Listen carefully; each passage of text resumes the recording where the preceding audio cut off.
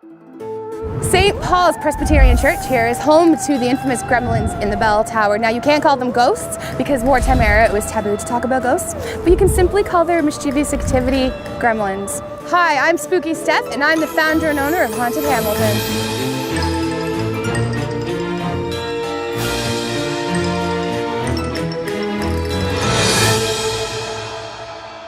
I'm born and raised Hamiltonian, and I've always been in love with the city, but it took me to leave the city for 1 year to go to school in Toronto, and that's when I truly did fall in love with the city. You don't realize you miss Hamilton until you leave it for a little bit.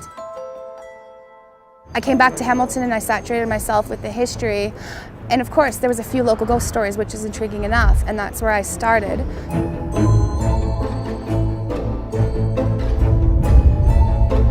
Haunted Hamilton was first inspired only when I was 19 years old by a local mansion that unfortunately doesn't stand anymore called Bellevue. I learned about it, I tried to save it, and that's what inspired Haunted Hamilton because I have the only remaining pictures of the interior of Bellevue to this day, and that's what I created the website for, was to share it with the public. Little did I know it would become this big.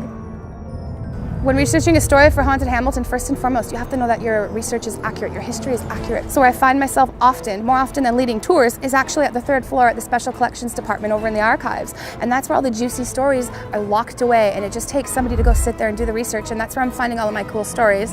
And then I translate them into my tour, and I like to share them with everybody here in Hamilton. My favorite part about conducting tours is almost twofold. One, it's sharing the story with my guests, stuff that they didn't know about or they maybe heard about, and now they get to know the full story and they all leave, wow, I learned a lot here about my own city. Tourists learn a lot about the city that they didn't know about. And then third, the next generation, where I want to be that bridge for the next generation of young kids who don't even know about the local history, because a lot of us now are so wrapped up in technology. I want more of us to be wrapped up in the gorgeous architecture and looking up at the beautiful, amazing details in these buildings as opposed to always looking down on our cell phones. I think the next generation should have a lot to learn from our local history, and I want to be the one to help share it with them in a new way. History is unique in itself, but I figure what better way to share the love of history than through a good ghost story. And then when you can accurately back that up with some research and historical evidence, what a better ghost story that becomes.